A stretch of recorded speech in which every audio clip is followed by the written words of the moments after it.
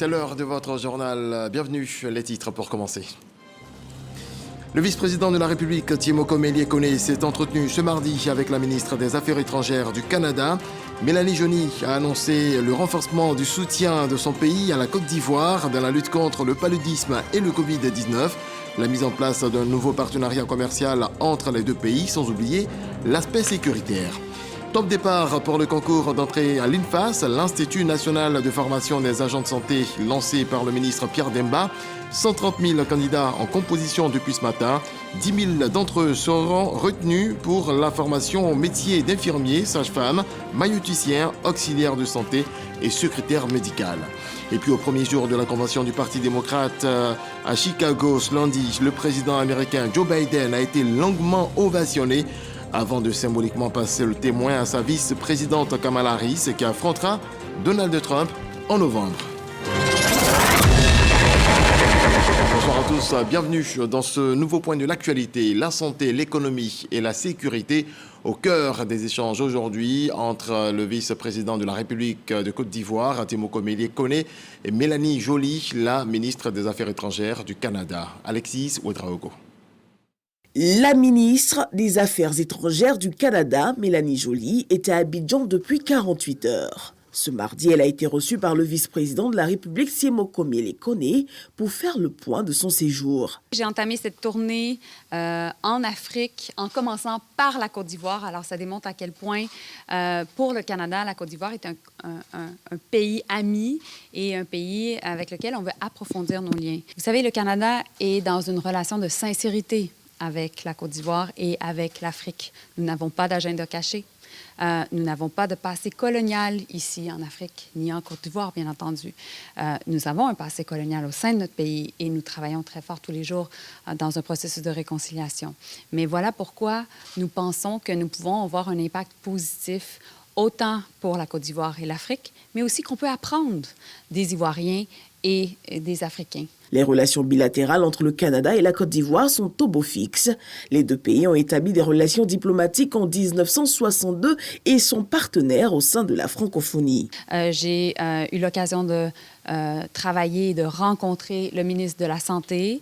On a annoncé plus d'investissements du Canada en matière de vaccination pour contrer le paludisme, la COVID-19. Donc, on a remis les clés de 15 véhicules réfrigérés qui vont permettre le transport de vaccins partout à travers la Côte d'Ivoire. J'ai également eu l'occasion de signer avec mon collègue un nouveau partenariat de coopération commerciale parce qu'on veut davantage investir ici et permettre les investissements ivoiriens aussi et les talents au Canada. Et finalement, j'ai eu l'occasion de rencontrer le ministre de la Défense et on a parlé beaucoup de paix et de sécurité dans la région du Sahel. Comment on peut s'assurer de prévenir les conflits, mais également de ramener la paix et la sécurité dans la région. Ça m'a fait plaisir de découvrir le peuple ivoirien, son hospitalité. Et puis, sincèrement, je peux vous dire que vous avez un pays extraordinaire et j'ai bien hâte d'y retourner. Le Canada, qui soutient la réponse de l'OMS à l'épidémie de la variole du singe en Afrique par une contribution d'environ 1 milliard de francs CFA, vient d'annoncer une contribution supplémentaire d'environ 500 millions de francs CFA. Voilà, elle se porte bien la coopération entre la Côte d'Ivoire et le Canada. Elle se renforce d'ailleurs dans plusieurs domaines, notamment la sécurité. Le sujet a fait l'objet d'une séance de travail entre la ministre des Affaires étrangères du Canada et le ministre d'État, ministre de la Défense, Téné Birahima Ouattara. Walter Amadou Ouattara. Cabinet du ministre d'État, ministre de la Défense, Mélanie Joly, ministre des Affaires étrangères du Canada, est reçu par Téné Birahima Ouattara. L'hôte du jour rend public quelques points de cette visite de travail. Au moment même où nous travaillons sur une nouvelle stratégie pour l'Afrique. Avec vous, ce que j'espère pouvoir parler davantage, c'est toutes les questions liées à la sécurité, bien entendu, ici, en Côte d'Ivoire, mais aussi dans la région, et aborder la réalité géopolitique.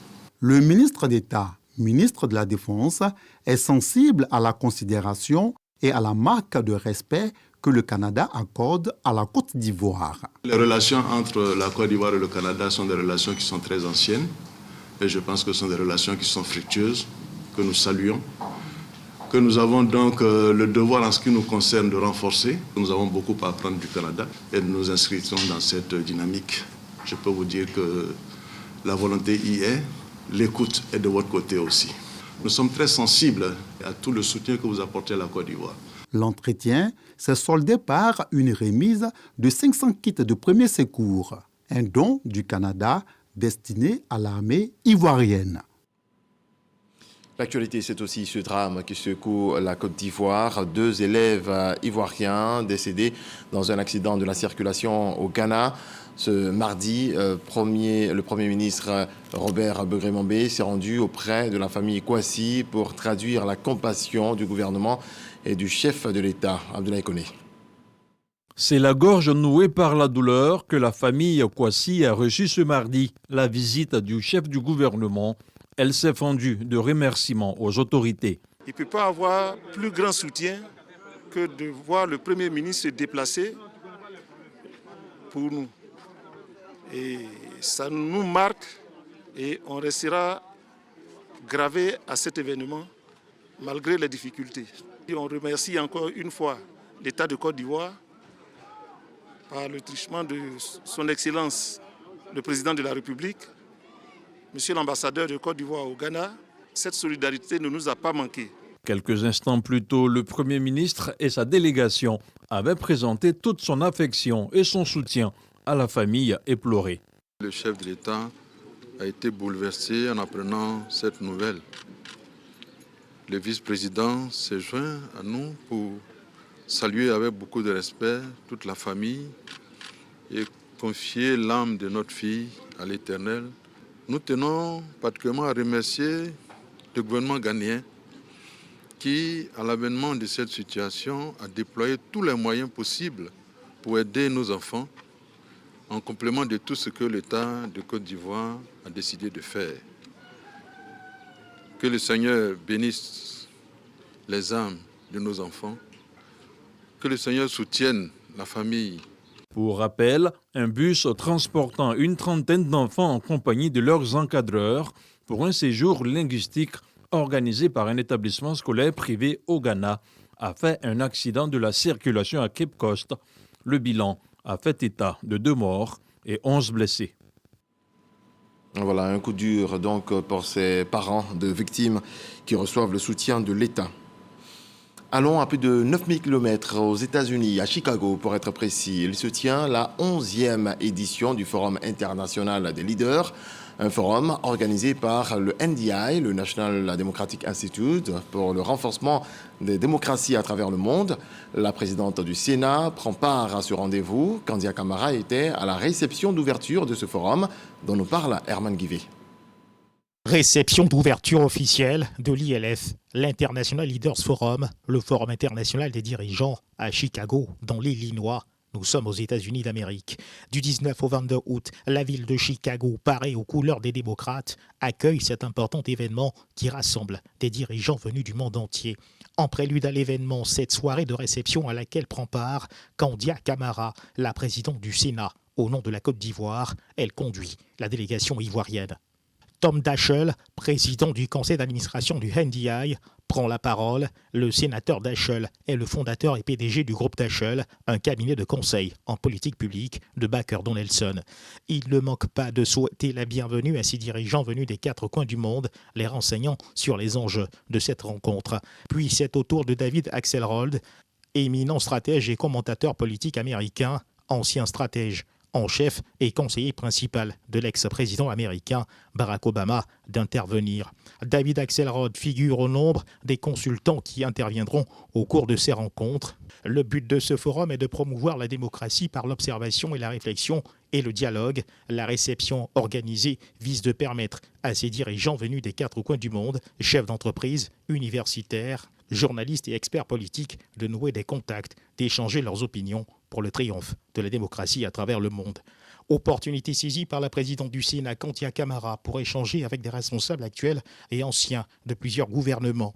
ici avec l'ancien Premier ministre de la République de Guinée, Cellou Dalein Diallo. Le programme de l'ILF 2024 sera composé d'intervenants divers, offrant des perspectives reflétant les deux principaux partis politiques de la campagne électorale américaine. Les participants à ce forum se retirent ensuite pour rejoindre les bus affrétés par les États-Unis afin de les mener au United Center où se déroule dans le même temps la Convention nationale démocrate en vue de l'élection présidentielle de novembre 2024. Ils pourront suivre en direct le déroulement de ce moment important dans la course à la Maison-Blanche. Et pour la course au fauteuil présidentiel en Côte d'Ivoire en 2025, les États-Unis prennent des nouvelles. Une délégation de l'ambassade des États-Unis s'est rendue à la commission électorale indépendante CEI. Sidonie Davila nous apprend que ces deux institutions souhaitent un scrutin apaisé. Regardons. Les États-Unis sont déterminés à accompagner la Côte d'Ivoire dans l'organisation des élections de 2025. Au siège de la commission électorale indépendante, l'ambassadrice Jessica Davis-Ba et sa délégation ont échangé avec le président de la CEI sur les meilleures pratiques électorales. Nous avons parlé de comment les États-Unis peuvent accompagner la Côte d'Ivoire, comme nous avons fait dans les élections passées. Alors je suis très reconnaissant et je remercie énormément le président ici de la commission de nous avoir reçus et d'avoir partagé le programme de la préparation et les différents déroulés de comment est-ce que les élections ici vont se tenir en Côte d'Ivoire. Et il faut dire aussi que c'est aussi un moyen pour nous encourager parce que vous savez comme aux États-Unis aussi nous préparons les élections très bientôt et pour nous venir ici s'imprégner aussi de comment est-ce que les choses se passent ici est un point très important pour nous et pour notre pays. Le président de la CEI s'est félicité de l'implication des partenaires internationaux comme les États-Unis. Notre rencontre va consister à échanger sur des points qui vont nous éclairer pour la suite de nos différentes opérations électorales, notamment au niveau de la sensibilisation, au niveau de la formation des acteurs politiques et de tous les électeurs. Nous avons, je peux dire, eu une bonne séance de travail qui augure un lendemain meilleur. À travers ce partenariat, la Côte d'Ivoire et les États-Unis réaffirment leur volonté de travailler main dans la main pour assurer un processus électoral pacifique et crédible en Côte d'Ivoire. En Côte d'Ivoire, on sait reconnaître le travail bien fait. Le garde des Sceaux, ministre de la Justice, a été décoré par le ministère en charge de l'Agriculture. Jean Sanson Cambilé est fait commandeur dans l'ordre du mérite de l'agriculture. Il est récompensé pour ses initiatives qui contribuent au rayonnement du secteur agricole à travers notamment des textes de loi. Konaté Moussa. Nous vous élevons au grade de commandeur. Jean Sanson Cambilé fait commandeur dans l'ordre du mérite de l'agriculture. Le garde des Sceaux reçoit une médaille en guise de reconnaissance pour sa contribution au rayonnement du secteur agricole. Aujourd'hui, tout ce que la justice fait comme travail profite au monde agricole. Et nous voyons l'impact des différents tests qui sont pris, l'impact positif. Donc c'est un acteur clé du monde agricole et c'est vraiment méritant que le département ministériel qui est l'agriculture soit reconnaissant en cette personnalité. C'est à ce titre-là que cette décoration lui est décernée aujourd'hui. Après avoir reçu l'insigne et le parchemin de cette distinction, le ministre de la Justice et des Droits de l'Homme exprime sa gratitude. Cette décoration m'apporte beaucoup de joie. Je puis vous rassurer sur le fait que je ferai en sorte de mériter ce grade de commandeur dans l'ordre du mérite agricole en m'adonnant très rapidement à l'agriculture. L'ordre du mérite de l'agriculture est institué depuis 1963. Il récompense les personnalités engagées pour le développement du secteur agricole. Et l'excellence dans le travail passe aussi par des solutions innovantes. C'est le cas de la version mobile de la plateforme du guichet unique du commerce extérieur qui vient d'être lancée. Elle va faciliter les activités commerciales. Alexis Ouedraogo. Le guichet unique du commerce extérieur est un système intégré et centralisé qui facilite les échanges commerciaux de la Côte d'Ivoire. Il simplifie et harmonise les procédures douanières et administratives liées au commerce extérieur. Dans le souci de renforcer la simplicité et l'accélérité du processus de dédouanement, le guichet a développé une application dénommée Gus Mobile, dont la présentation a été faite à Abidjan. Cette application en fait a été développée à la demande de nos acteurs. Tout simplement parce qu'ils nous disaient, nous sommes censés recevoir des notifications de votre plateforme, mais comme nous ne sommes pas devant notre ordinateur, nous ne savons pas qu'il y a des notifications. Donc c'est important de pouvoir les recevoir en temps réel. C'est pour répondre principalement à ce besoin que nous avons mis en place l'application mobile. Le GUS Mobile, conformément à la volonté du gouvernement, va réduire les délais, les coûts et les formalités pour les entreprises impliquées dans les activités d'importation, d'exportation et de transit. En mettant à leur disposition une solution permettant de suivre les opérations commerciales depuis leurs appareils mobiles et assurant ainsi une plus grande transparence dans leurs transactions. Cette application contribuera à n'en point douter au renforcement de la célérité et du suivi des opérations commerciales initiées depuis la plateforme du GUS. Disponible sur les périphériques mobiles, il est destiné à l'usage de toute personne disposant d'un compte du guichet unique du commerce extérieur ivoirien. On en vient à la variole du singe et cette question, quel est l'état des lieux en Côte d'Ivoire ? De nouvelles contaminations ont été enregistrées par les services sanitaires. L'Institut national d'hygiène publique annonce 28 cas. Didier Nguessan, les détails. La variole du singe gagne du terrain. Le foyer épidémique de la maladie demeure le district d'Abidjan. Les villes de l'intérieur ne sont pas non plus épargnées. L'Institut national d'hygiène publique, INHP, dresse le bilan à la date du 20 août. Depuis la détection du premier cas au début du mois de juillet à Tabou, d'autres cas ont été observés aussi bien à Abidjan qu'à l'intérieur du pays. Nous sommes aujourd'hui à 28 cas confirmés, dont un décès. Un bilan qui s'alourdit. Cependant, au nombre des contaminations, aucune ne concerne la nouvelle souche plus contagieuse et plus mortelle découverte en République démocratique du Congo. C'est la préoccupation actuelle pour tous les pays. Dans notre pays, pour l'instant, la souche qui a fait l'objet d'analyse au laboratoire, nous n'avons pas encore identifié le variant qui a été observé en RDC. Pour nous, jusqu'à présent, c'est le clade de l'Afrique de l'Ouest qui circule chez nous. Le risque d'expansion de cette nouvelle souche dans d'autres pays, notamment en Côte d'Ivoire, est-il à craindre?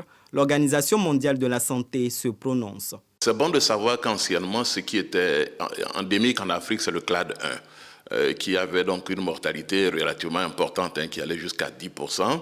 Et puis, il y a le clade 2 qui est moins virulent. On s'est aperçu qu'il y a eu le clade 1B, c'est-à-dire l'apparition de ce variant qui a tendance à se propager rapidement. Donc, il y a véritablement à craindre. Comme pour la COVID-19, l'OMS a appuyé le ministère de la Santé via un protocole de prévention et de contenance de la variole du singe. Il faut que les communautés soient informées, n'est-ce pas, qu'il y a des mesures simples comme se laver les mains, éviter de s'approcher des personnes qui présentent des symptômes.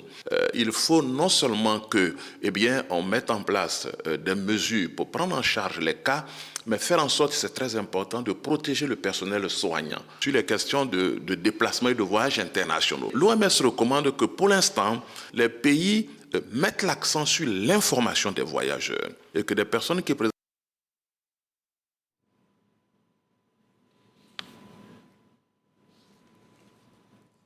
Voilà, nous reviendrons certainement sur cette information dans nos prochaines éditions. Je le disais en titre, top départ pour le concours d'entrée à l'INFAS, l'Institut national de formation des agents de santé, lancé par le ministre Pierre Demba. 130 000 candidats en composition depuis ce matin. 10 000 d'entre eux seront retenus pour la formation au métier d'infirmier, sage-femme, maïeuticien, auxiliaire de santé et de secrétaire médical. Place à notre dossier EcoPlus. Il est relatif à la rénovation des aéroports de San Pedro et de Korogo. On y découvre un nouveau visage avec du matériel de pointe. Visite guidée avec Jean-Louis Gbongbo.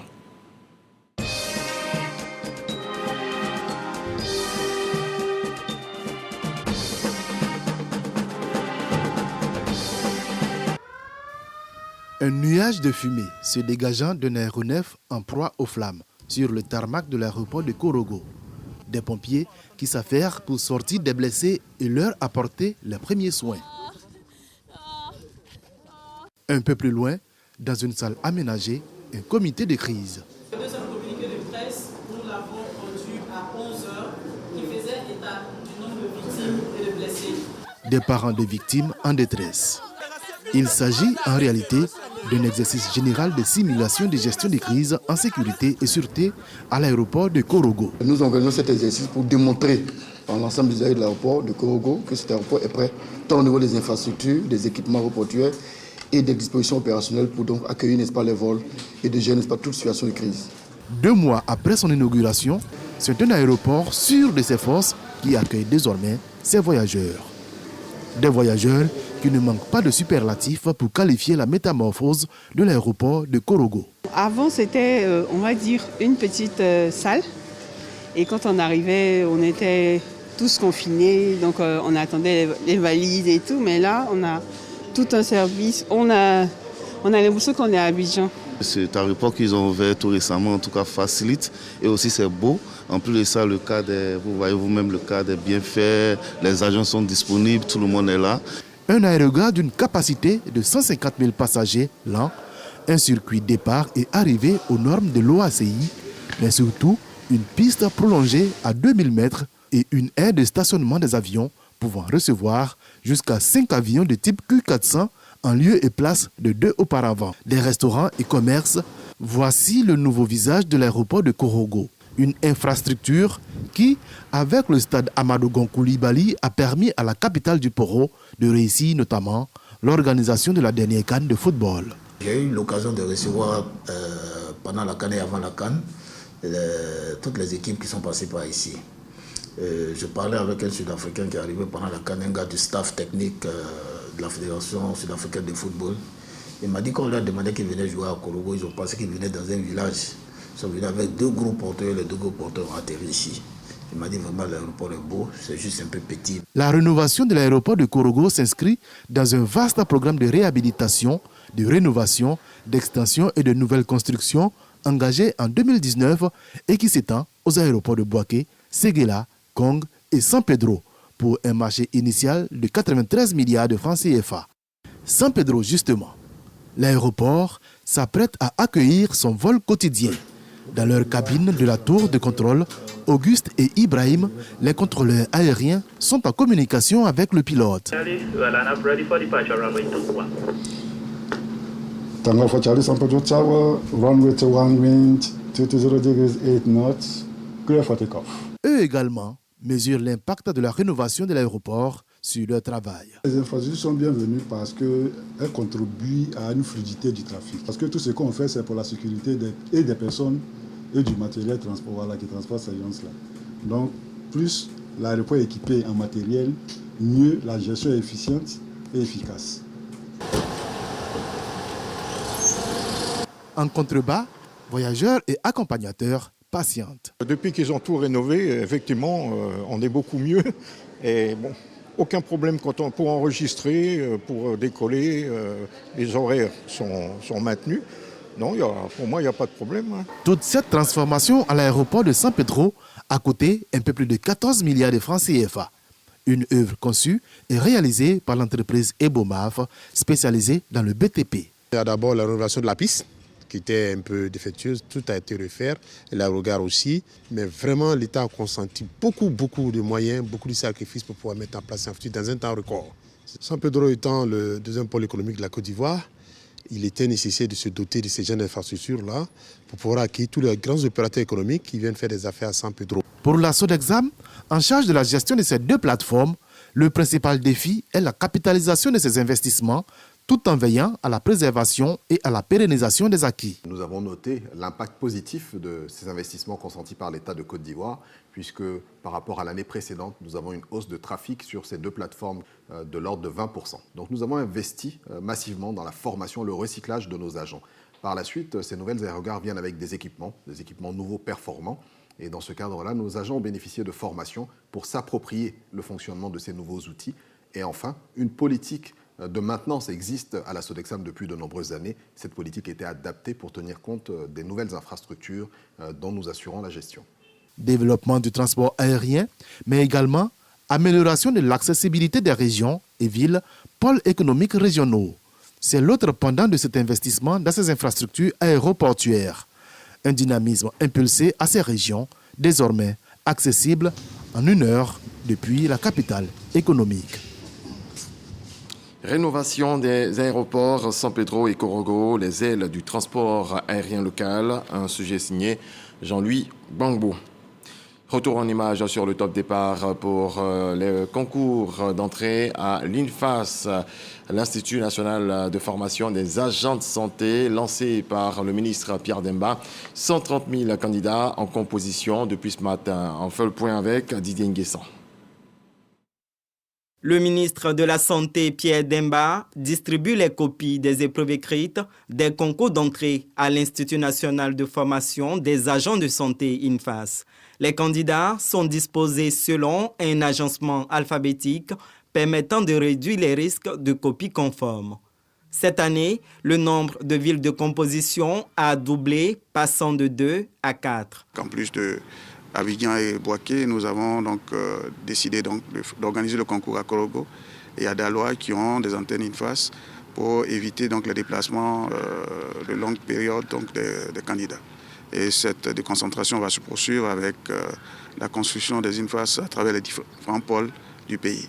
Nous avons fusionné les concours pour éviter donc la trop grande dispersion des auxiliaires, puisque ce sont des agents auxiliaires de santé qui accompagnent les infirmiers, les sages-femmes et les médecins. Donc ils doivent être multidisciplinaires. 130 000 candidats composent pour postuler à une des 10 000 places de formation au métier de sage-femme ou maïeuticien, auxiliaire de santé, secrétaire médical, infirmier ou infirmière. Vous savez qu'en plus du programme important de réhabilitation et de construction des hôpitaux et leur équipement, nous avons besoin de personnel en quantité et de qualité pour administrer des soins de qualité et de qualité, mais également donc, se répandre un peu partout en Côte d'Ivoire et étendre donc, le réseau de soins. Et je voudrais donc féliciter l'INFAS pour ce travail important qu'ils abattent. Depuis quelques années, nous sommes passés de 3 000 apprenants à plus de 10 000 aujourd'hui. Et nous comptons donc poursuivre pour vraiment que partout en Côte d'Ivoire, il y a des agents de santé. 2 cycles de formation sont concernés. Le cycle des auxiliaires de santé avec le niveau BEPC ou CAP et le 2e cycle de formation exigeant le niveau BAC qui forme aux autres filières de l'INFAS. On retourne à Corogo avec la mutuelle pour le développement de la sous-préfecture de Kombolo-Koura qui récompense les meilleurs élèves et enseignants. Franck Quadio. Ils ont semé l'effort, ils récoltent l'excellence. Ces champions sont du collège moderne et des établissements primaires de la sous-préfecture de Kombolo-Koura dans le département de Corogo. Les meilleurs élèves reçoivent leur parchemin au nombre de 50. Ces élèves et même des enseignants se sont distingués par leur mérite, mais surtout pour leur contribution à l'amélioration de la qualité de l'enseignement. Amadou Koulibaly, député des sous-préfectures de Lata, Sowo, Koni, Kombolo-Koura, nourrit de grandes ambitions pour son département. Il encourage l'initiative qui cadre avec sa vision, celle de rehausser le niveau de...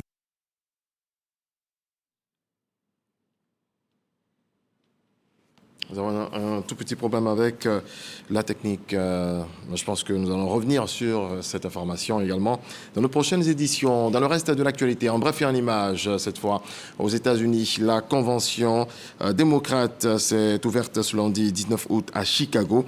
Une convention qui va entériner la candidature de Kamala Harris, l'actuelle vice-présidente, et son colistier Tim Walz. Celle qui va tenter de succéder à Joe Biden à la Maison-Blanche a rendu un vibrant hommage au président avant que celui-ci ne prenne la parole. La convention démocrate doit durer jusqu'au jeudi 22 août prochain. Point final. Très belle nuit. Dieu nous garde. Bonsoir.